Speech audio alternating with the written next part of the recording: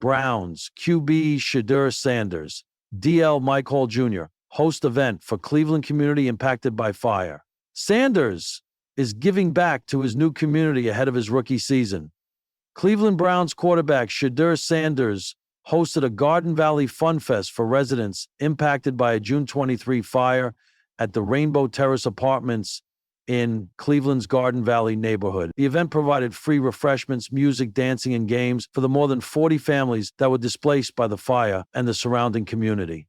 When everything transpired, I was out of town, so I was like, nah, the first thing I do when I get back is definitely come to the community, Sanders told News 5 Cleveland. This is just off an Instagram DM. I didn't really know about the situation. Someone told me. I was like, dang, that's crazy. And I just wanted a day for everybody to get out here and have some type of enjoyment, excitement, bring just the family atmosphere back. Cleveland boxer Montana Love and Browns defensive lineman Mike Hall Jr. joined Sanders at the Garden Valley Fun Fest. Sanders and Hall organized a pickup football game for children attending the festival. I can tell everybody's vibe down here is down to earth, Sanders said. There were a lot of people who didn't want me to come down here and do it, but I don't understand why. God told me to come out here, so I'm never going to question his word. Just get active and actually do it. Sending money and stuff, that's easy, but you have to actually go out there and be in the flesh. I feel like that's more impactful. Sanders is preparing for his rookie season with the Browns after they selected him in the 5th round of the 2025 NFL Draft. The scent of fresh grilled burgers wafted through the air, music pulsed from nearby speakers, and children laughed as they bounced on inflatable castles. On an ordinary summer afternoon, such sights and sounds might feel like just another community block party, but for the residents of Cleveland's East 93rd Street neighborhood, still reeling from a devastating apartment fire just weeks ago, this gathering meant much more. At the center of it all were two young men, not just known for their size, speed, or stat lines, but for their growing sense of purpose. Browns rookie quarterback Shedeur Sanders and defensive lineman Mike Hall, who joined forces to host a community event offering relief, resources, and most importantly, hope. You don't forget people who show up. The July 3rd blaze tore through the Cedar Park Towers complex, displacing over 80 families. Many lost everything. While city services and nonprofit organizations rushed to provide temporary housing, clothing, and meals, what lingered was the emotional toll, the shock, the instability, the sense of being forgotten. Enter Sanders and Hall. When we heard what happened, it wasn't even a question, said Sanders, the Browns' 2024 third-round draft pick out of Colorado and son of NFL legend Deion Sanders. Mike and I were talking in the locker room, and we just felt like, how can we play in this city, wear this jersey, and not step up when our people are hurting? The two rookies quickly mobilized with the help of the Browns Foundation, local faith leaders, and nonprofit groups like the Greater Cleveland Food Bank and the Red Cross. Within days, plans were underway for an event that would go beyond charity, a gathering to rekindle community spirit. You don't forget people who show up when it's dark, said Tamika Jones, who lived on the 3rd floor of the building destroyed in the fire. They didn't come to throw money at the problem. They came to listen. They came to be with us. From locker room talk to real-life action, Mike Hall Jr., a second-year defensive lineman and former Ohio State standout, grew up just 2 hours away in Streetsboro, Ohio. For him, this was more than outreach. It was personal. I've been that kid watching athletes drive past my neighborhood and wondering if they even saw us, Hall said during a quiet moment, surrounded by tables stacked with donated clothes and school supplies.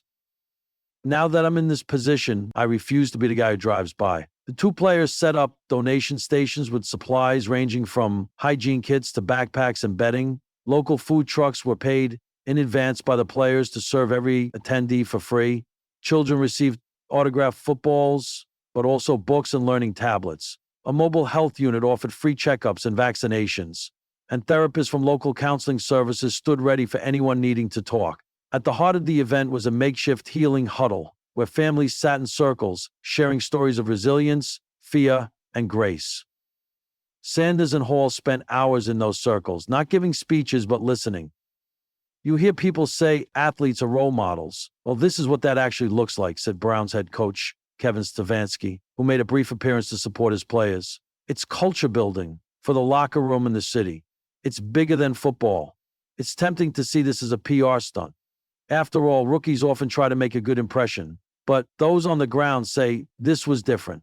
Shedeur could have sent the donation, Haha, Mike could have posted a tweet, but they didn't, said Rev. Anthony Fields, pastor of a nearby church and one of the event's coordinators. They were calling us at 11 p.m. asking what more we needed. They were sweating in the sun with us, playing catch with kids, and helping sort socks. This wasn't photo OP charity. This was ministry. Indeed, throughout the day, neither Sanders nor Hall ever strayed far from the crowd. Sanders knelt beside an elderly woman, helping her navigate paperwork for replacement IDs. Hall hoisted toddlers onto his shoulders for a better view of the dunk tank.